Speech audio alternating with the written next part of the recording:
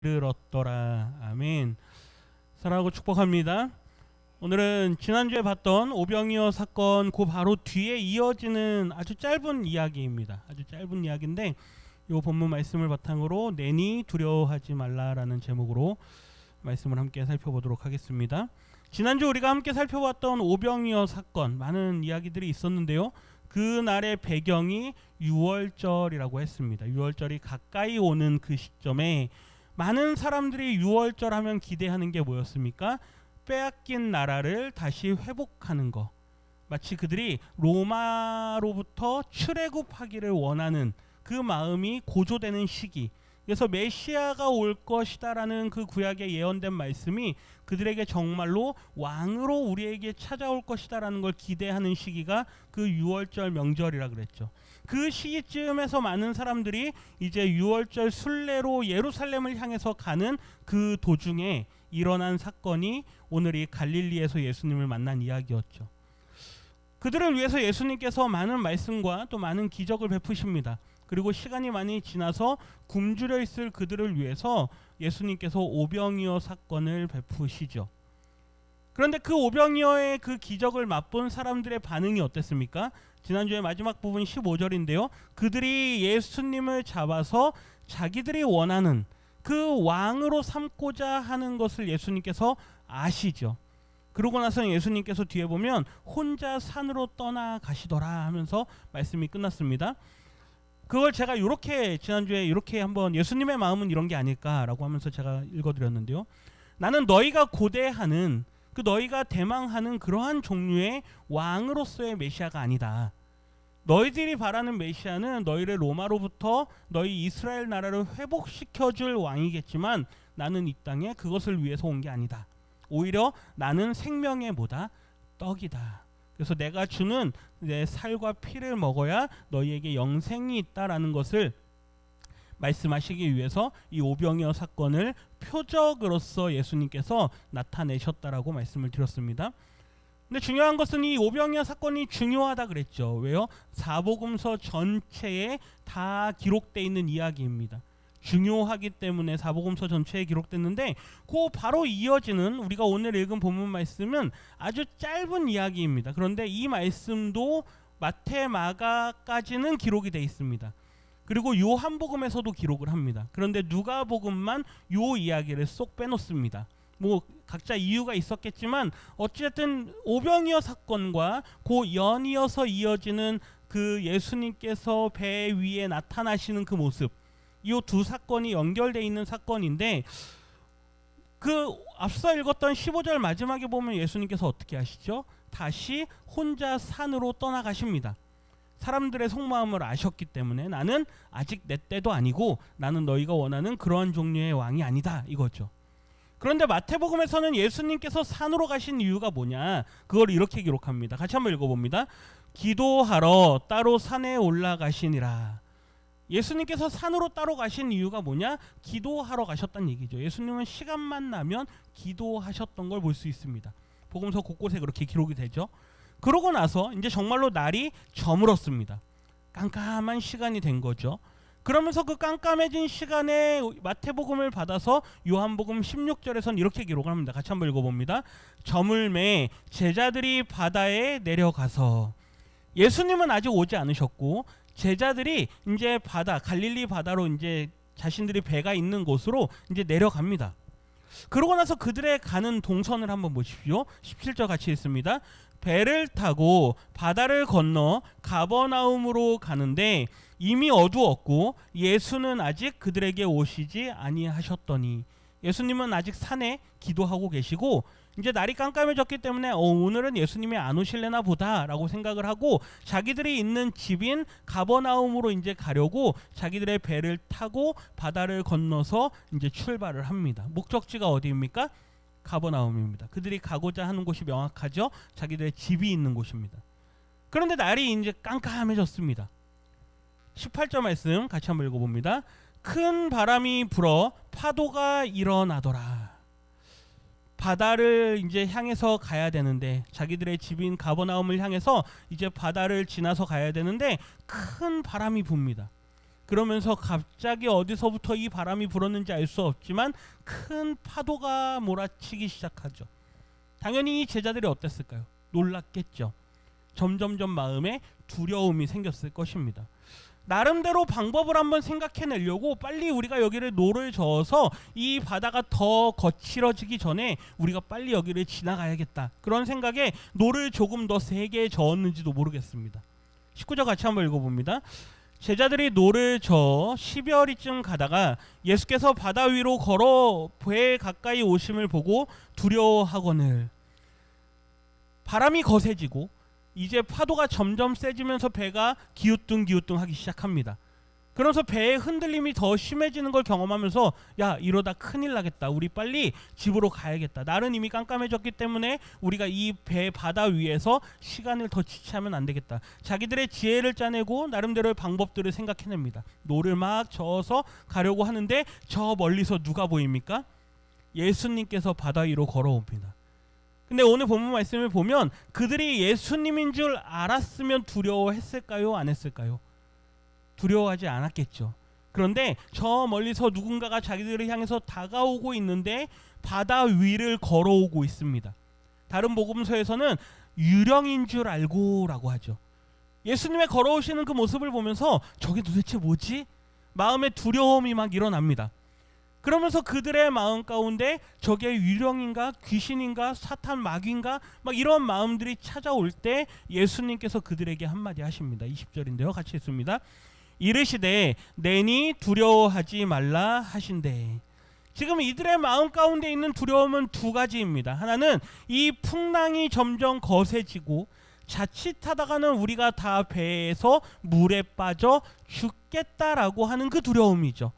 그리고 또 하나는 그러한 상황 가운데 정신없는 상황 가운데 누군가가 자기들을 향해서 다가오고 있는 정체불명의 뭔가 이상한 모습, 그 모습을 보면서 두려워하고 있는 그 두 가지가 복합된 상황입니다. 그 상황 가운데 예수님께서 뭐라 그러십니까? 내니, 그렇죠? 나다 이거죠. 나다. 나니 두려워하지 말라. 제가 오병이어 사건은 4개의 복음서에 다 기록이 돼 있다 그랬습니다. 그리고 이 이후에 이 짧은 이야기는 마태, 마가와 누가복음을 뺀 요한복음에 기록돼 있다 그랬습니다.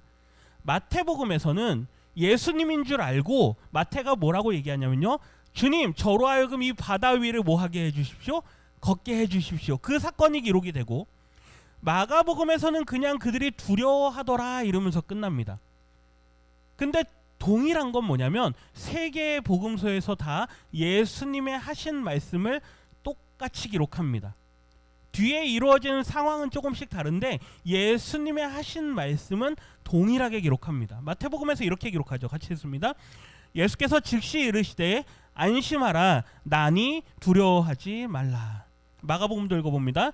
그들이 다 예수를 보고 놀람이라. 이에 예수께서 곧 그들에게 말씀하여 이르시되 안심하라 내니 두려워하지 말라 하시고, 그 뒤에 어떤 얘기를 더 하고 싶었느냐에 따라서 베드로가 물 위를 걷다가 의심하여서 물에 빠지는 이야기를 기록한 마태나 혹은 여기까지만 기록한 마가나 혹은 요 뒤에 다른 이야기를 더 보여주고 싶은 요한이나 모두가 다 각자의 핵심 사상은 조금씩은 다르지만 중요한 건 예수님이 하신 말씀은 똑같이 기록했다라는 거죠.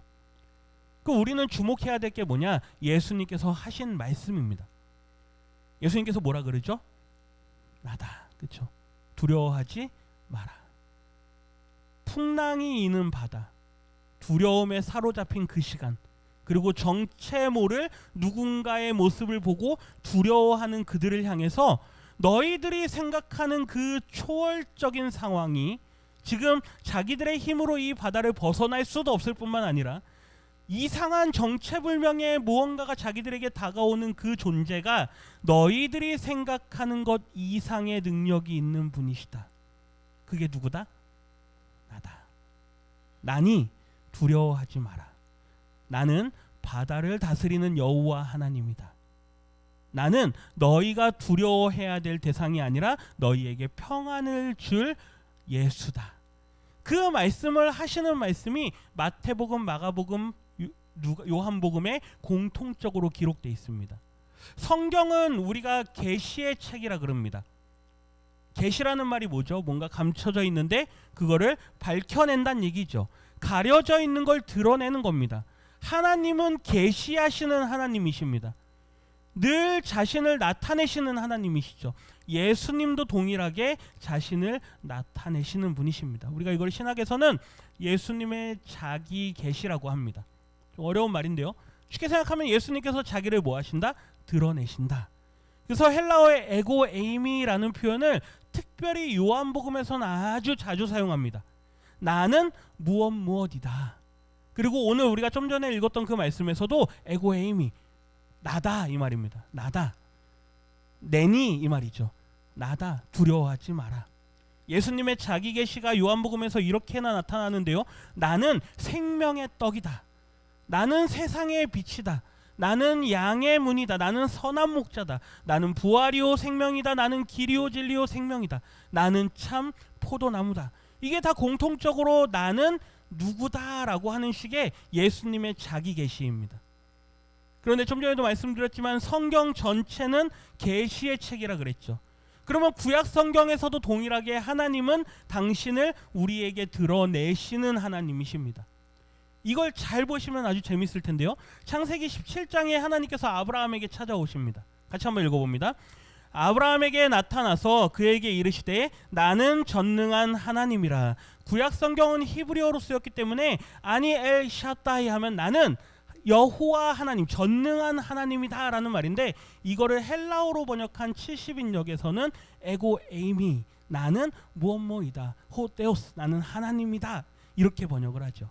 제가 일부러 헬라어를 계속 보여드리는 이유는 신약 성경을 기록한 사람들이 구약 성경의 히브리어도 봤지만 구약 성경을 헬라어로 번역한 70인역이라고 하는 책도 보고 썼기 때문에 아마 이 에고 에이미의 표현들이 더 익숙하지 않았을까, 많은 학자들이 동의하는 부분입니다.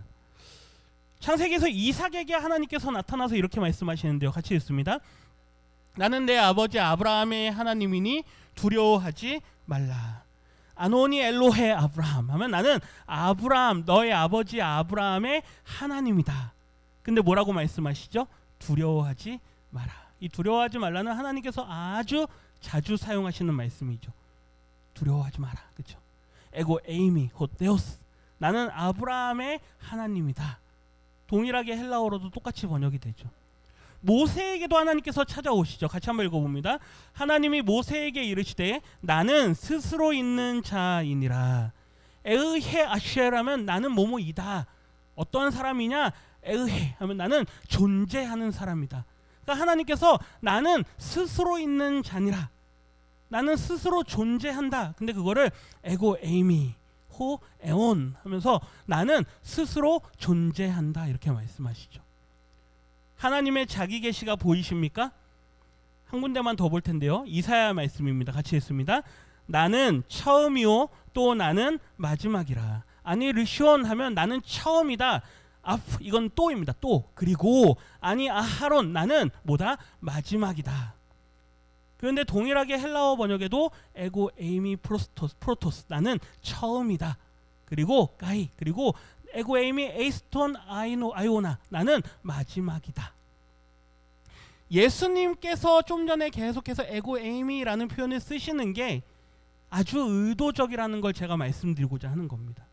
왜요? 구약 성경에서 하나님께서 언제나 자기 계시를 하시는 그 방식을 예수님께서 동일하게 사용하시는 겁니다. 저와 함께 계속 수요일날 이 복음서를 보시는 분들은 예수님의 모든 말과 행동이 그냥 나온 게 아니라고 말씀을 드렸죠. 다 어디에서 나왔다고요? 구약의 말씀들을 성취하기 위해서 하셨다고요. 아주 짧은 기록, 예수님께서 갑자기 바다에 나타나셨더라, 바다 위를 걸으셨더라 라고 하는 이 짧은 기록이 굳이 들어가 있는 이유가 분명히 있습니다. 왜 그럴까요? 앞서 오병이어 사건을 통해서 하나님께서 그들에게 만나를 먹이셨던 것과 같이 내가 너희에게 생명의 떡을 먹인다라고 하는 하나님께서 모세를 통해서 이스라엘 백성들을 먹이셨던 그 그림을 이 오병이어 사건을 통해서 본인이 다시 보여주고 있는 그 그림입니다. 내가 여호와 하나님과 같은 존재다라는 걸 보여주는 거죠. 그러면서 제자들에게 나타나셔서 나니 두려워하지 마라. 나는 누구다? 바다를 다스리는 여호와 하나님이다. 구약 성경에 하나님은 바다를 통제하시는 분이십니다. 마가복음에서 보면 정확하게 그 말씀을 이렇게 기록하는데요. 같이 한번 읽어봅니다. 배에 올라 그들에게 가시니 바람이 그치는지라. 예수님께서 배에 오르시자마자 바람이 어떻게 됩니까? 그쳐집니다. 누구를 알아봤을까요? 예수님을 알아본 거죠. 바다를 통제하고 바다를 다스리는 그 예수님을 알아본 것입니다. 이스라엘의 하나님은 바다와 파도를 다스리시는 하나님이시다. 이게 구약 성경의 사상입니다. 우리 시편 한 군데 말씀 같이 한번 읽어보겠습니다. 주께서 바다의 파도를 다스리시며 그 파도가 일어날 때에 잔잔하게 하시나이다. 여호와 하나님은 모든 피조 세계를 다스리시는 하나님이신데 특별히 그 중에서도 바다의 파도를 다스리시는 분이시다. 복음서의 다른 본문에 보면 예수님께서 주무시다가 제자들이 깨웠을 때 바다를 뭐 하시죠? 꾸짖으시죠.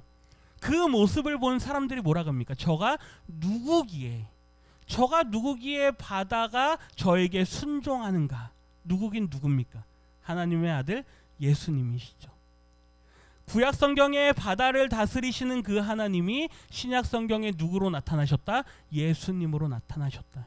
이걸 우리에게 보여주고 있다라고 하는 것이죠. 뒤에 말씀 21절 마저 읽습니다. 이에 기뻐서 배로 영접하니 배는 곧 그들이 가려던 땅에 이르렀더라. 아멘. 그들이 기뻐합니다. 아, 주님이시군요. 내니 안심하라 라는 그 말을 들었을 때 그들의 마음에 기쁨과 평안이 찾아옵니다. 아, 이제 우리는 뭐 했다? 살았다. 예수님이 배 위에 올라타는 순간 바람이 그칩니다. 이제 우리는 살았구나. 이제 우리는 가버나움으로 향해서 갈 수 있겠구나. 배는 곧 그들이 가려던 땅에 뭐 했다고요? 이르렀다고요. 예수님의 모든 사역은 무엇이다? 구약 성경에 예언된 모든 말씀의 성취이다. 제가 반복해서 드리는 말씀이죠. 여기까지 이야기를 들으신 분 중에 이번 주일날 낮예배 말씀을 들으신 성도님이 혹시 뭔가 번뜩이는 생각이 있으시다면 뭐랑 닮았는데? 라는 생각이 드셨을 겁니다. 여기서부터는 제 전공 분야입니다. 지난 주일 말씀이 시편 107편이었죠. 21절 31절 말씀, 내 영혼의 소원의 항구. 그렇죠? 말씀을 제가 같이 비교해서 한번 넣어봤는데요. 같이 한번 봅니다. 배들을 바다에 띄우며 큰 물에서 일을 하는 자는, 그런데 요한복음에 보면 어떻게 나타나죠? 배를 타고 바다를 건너서 그들의 목적지 어디입니까? 가버나움을 향해서 갑니다. 날이 어두워졌습니다. 광풍이 일어나서 바다 물결을 일으킵니다. 큰 바람이 일어서 파도가 일어나기 시작합니다. 그들의 마음이 어떻게 되죠? 우리 빨리 여길 지나가야겠다. 노를 빨리 저어보고 각자의 지혜와 방법들을 동원해서 가버나움을 향해서 빨리 가고자 하는 그런 방법을 재촉합니다. 그러나 모든 것이 소용이 없죠. 제자들이 노를 저어서 10여리쯤 가다가 그들이 두려워합니다. 주님을 만났을 때 광풍을 고요하게 하시고 물결을 잔잔하게 하시는 시편 기자가 구원을 경험하죠. 예수님이 찾아오시자 바람이 멈추고 주님의 말씀이 뭡니까? 내니 두려워하지 마라. 너희에게 구원이 임했다. 마지막 30절 말씀에 보면 그들이 평온함으로 말미암아 기뻐하는 중에 여호와께서 그들이 바라는 항구로 인도하시는도다. 그들이 뒹굴다가 어떻게 구원함을 받아서 기뻐합니다. 이제 우리가 살았구나. 정신없이 기뻐하고 있는데 눈을 떠고 정신을 차려보니까 어디에 와 있습니까? 자기들이 원하던 그 목적지에 도착해 있죠. 제자들이 두려워하다가 주님을 만나고 이제 우리가 살았다 서로 부둥켜 안고 기뻐하다가 눈을 뜨고 정신을 차려보니 어디에 와 있습니까? 가버나움에 도착해 있습니다. 이 요한복음 6장의 그 바로 뒤에 오늘 읽은 본문 말씀은 정확하게 시편 107편 말씀을 인용한 말씀입니다. 시편 107편 말씀이 구약 성경의 바다를 다스리시는 하나님, 구원을 주시는 하나님, 영혼의 소원하는 그 항구로 인도하시는 하나님이시다라는 그 하나님을 신약의 예수님을 통해서 우리에게 동일하게 보여주는 사건이란 얘기죠. 예수님께서 이 일을 실제로 행하셨는데 이 성경을 기록한 사도 요한은 구약 성경의 말씀을 그대로 인용하면서 그 사건들을 함께 적용해서 말씀을 기록하는 겁니다. 이건 신학입니다. 조금 어렵겠지만 중요한 것은 시편 말씀이 예수님을 통해서 뭐 했다라고요? 성취됐다라고요. 이 성경을 기록한 사도 요한이 시편 말씀을 읽으면서 이 말씀은 예수님께서 행하신 일인데 이렇게 생각이 나서 기록을 했을 수도 있고, 예수님이 하신 일들을 쭉 보다 보니까 이거 내가 어디서 봤던 말씀인데 시편 말씀이 떠올랐을 수도 있습니다. 그거는 뭐 알 수 없죠. 그러나 중요한 것은 예수님의 모든 사역은 뭐다? 구약에 기록된 하나님의 예언의 말씀의 성취이시다. 누가요? 예수님께서요. 그렇기 때문에 우리가 복음서를 읽을 때마다 늘 예수님의 말과 행동에 주의를 기울여야 된다는 것이죠.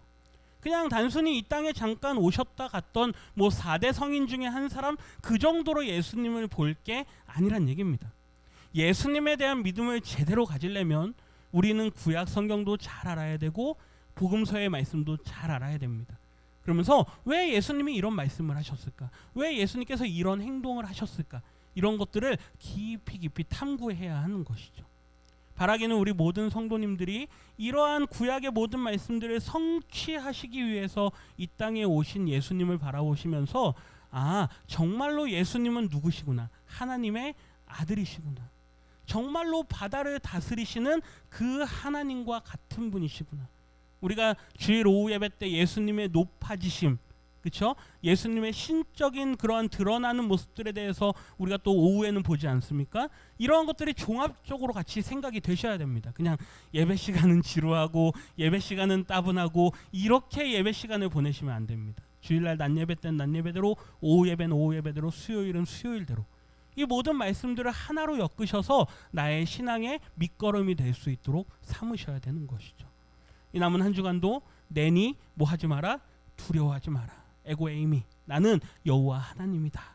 우리에게 자신을 나타내 주시는 그 하나님을 의지하는 마음으로 이 남은 한 주간도 믿음으로 승리하시기를 주님의 이름으로 축복합니다. 기도합니다.